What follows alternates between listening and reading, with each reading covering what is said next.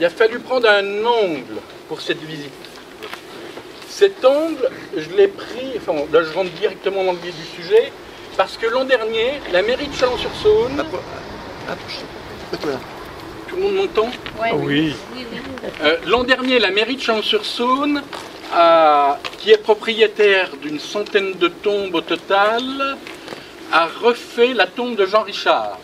Jean Richard, je ne sais pas si vous connaissez tout. Alors ça n'a rien à voir avec le commissaire Jean Richard, hein, parce on me l'a fait au téléphone. Hein.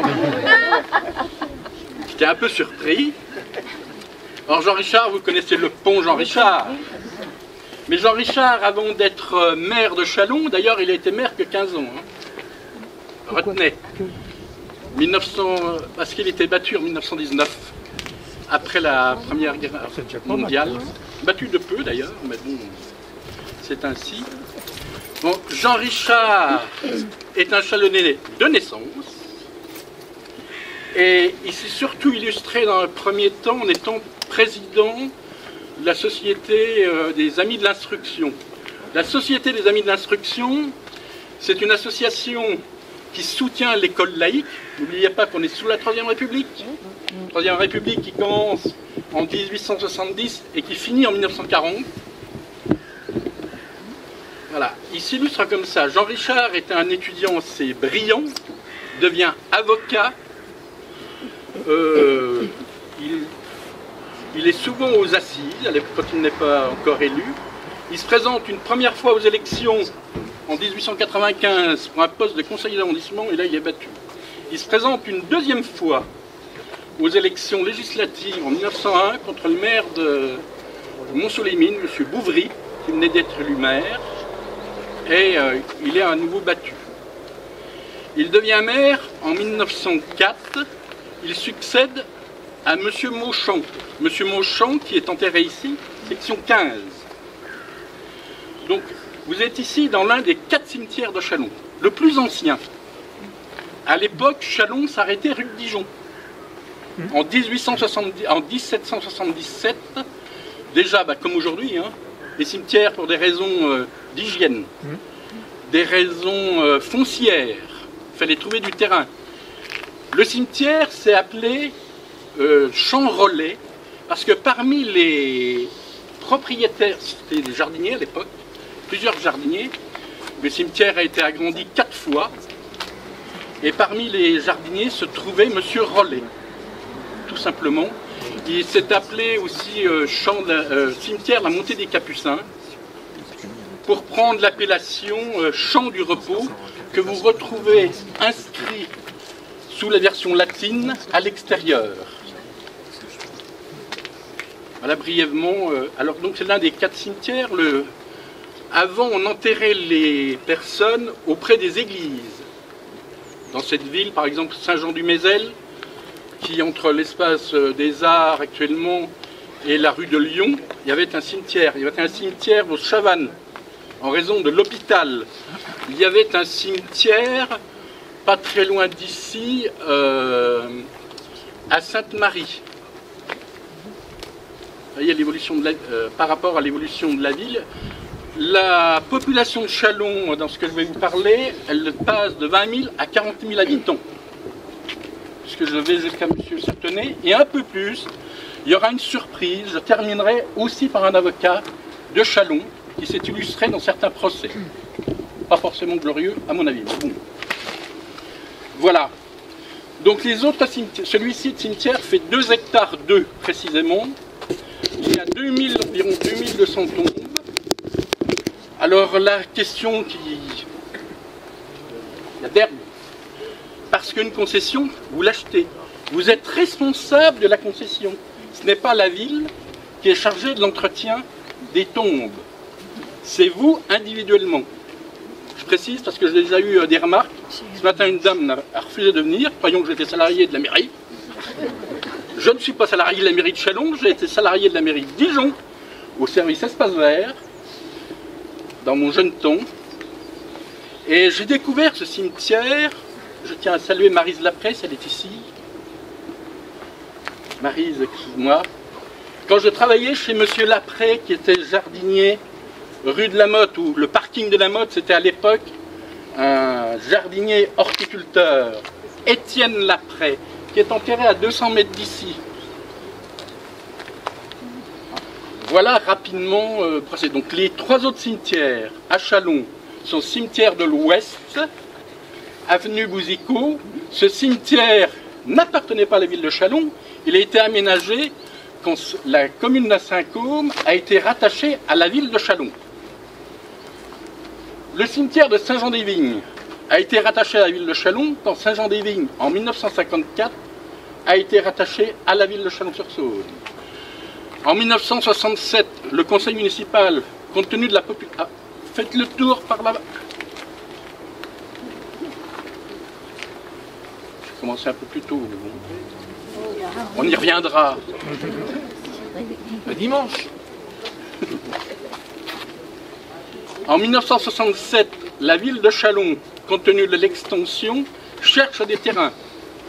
À Champforgeuil, la ville n'est pas d'accord, enfin la commune de Champforgeuil n'est pas d'accord pour vendre les terrains, elle préfère avoir un collège. Les recherches vont ensuite sur Châtenay-le-Royal pour se terminer entre Crissey et Sassenay, où le 15 hectares, le premier obsèques ont lieu en 71, si mes souvenirs sont bons. Alors, un cimetière, j'aurais pu prendre l'architecture, hein, comme je disais, ça viendra peut-être. Compte tenu, j'ai refusé des personnes, ce matin encore, parce qu'on était trop nombreux, peut-être une visite à la Toussaint. Je ne l'exclus pas. Avec les services du patrimoine, peut-être sur un autre thème. Alors j'ai choisi la Troisième République, parce qu'il fallait choisir un thème. J'aurais pu choisir le sport.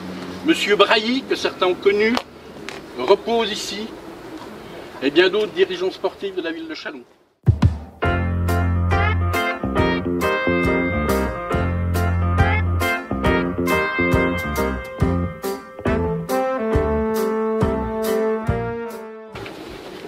Si vous pouvez faire passer. Alors, il figure dans la salle d'honneur des maires à l'hôtel de ville, hein, où il y a tous les portraits de maires. Jean Richard, j'ai oublié de dire, aussi, alors il s'illustre entre 1870 et 1880 et 1900 en rendant hommage à tous ses copains libres penseurs, francs-maçons, républicains, lui-même était radical. Jean Richard a été durant 34 ans vénérable de la loge maçonnique du Grand Orient de France, qui s'appelle les Vrais Zélés, qui existe encore d'ailleurs.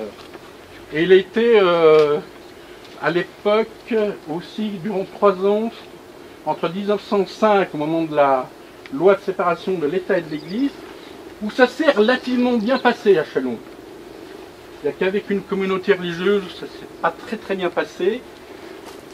Il a été membre du Conseil de l'Ordre, c'est-à-dire des instances dirigeantes de cette obédience maçonnique.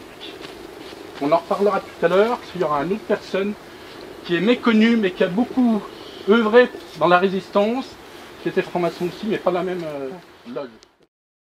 Alors Jean Richard était président de la société, je l'ai dit tout à l'heure, des Amis d'Instruction à Châlons, mais il était propriétaire, viticulteur, à Saint-Léger-sur-Deûle, ce qui a son importance. Parce qu'en tant que propriétaire viticulteur, il touche le monde rural.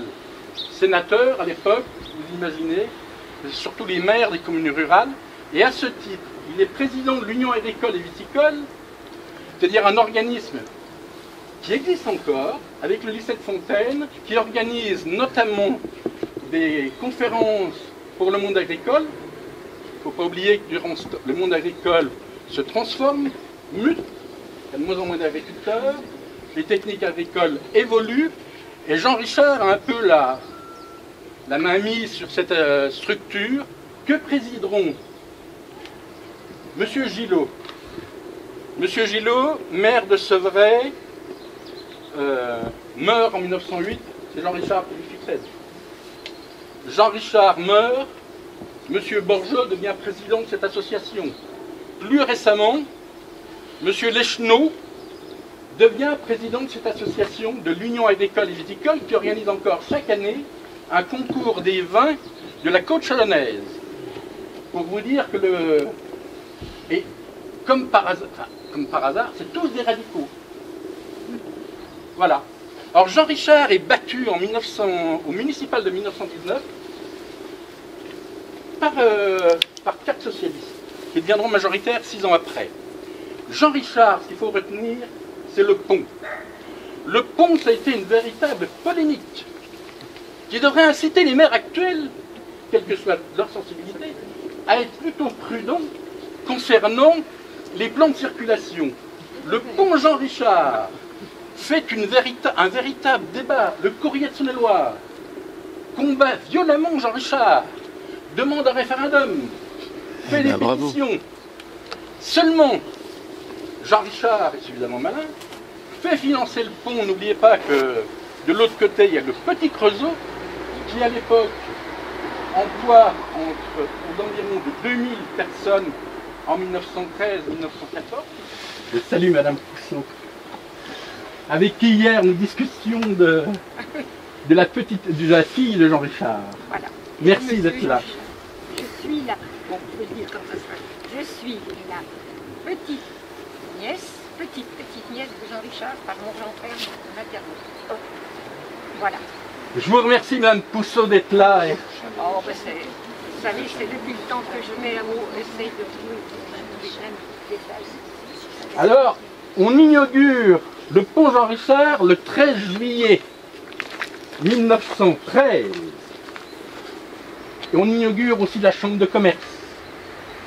Chambre de commerce qui est détenue à l'époque, qui est présidée par M. Pinette. On retrouve en 1919 sur la liste de Jean Richard. Il y a un accord tacite qui est passé entre les industriels de cette ville.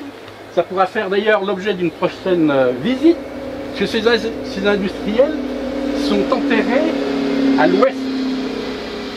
On retrouve M. Brille, par exemple, les Tuileries Brille pour les plus anciens. Alors, pour l'inauguration, un événement, on fait une grosse fête, feu d'artifice. C'est en août 1913. Et les artificiers se plantent. Ils sont sur la Saône. Et malheureusement, il y a 2 équipes de joutes. Et on renvoie un pétard dans l'autre camp. Ce qui fait que les gens croient que c'est le final. Mais les artificiers sautent dans la Saône pour sauver leur vie. Parce qu'il y avait le feu à la maison, quoi. Et les gens ne se sont pas rendus compte de cela. Ça, je le tiens de Eugène Leclerc. Eugène Leclerc, c'était un historien de Châlons. Il a enseigné longtemps au vieux collège, au lycée. Voilà, brièvement sur Jean Richard. Et on m'a dit qu'il y avait une rue Jean Richard. C'est vrai? Tout à fait. Est-ce que les gens savent où est la rue Jean Richard? Non. Elle est dans le quartier du Petit Carrefour. Il y a Jean Richard et il y a un autre personnage qui a une rue qui s'appelle Pelletier-Simon. Laurent Pelletier-Simon.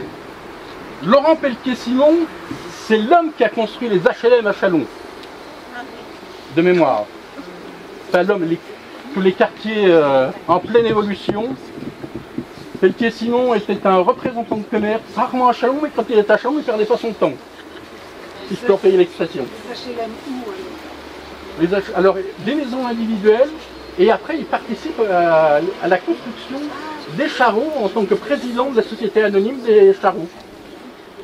Et pourquoi les Chalonnais, étaient contre le pont Jean Richard? C'est une question de finance, simplement? De questions de finance, question... comment dire? Ouais, on n'y avait pas besoin, ça. C'est-à-dire, on était habitué à passer par le pont Saint-Laurent. Et alors, chaque jour, il y avait quand même ce qu'on appelait les barcos, qui emmenaient les ouvriers travailler au Petit Creusot. Ça s'appelait les barcos. Hein.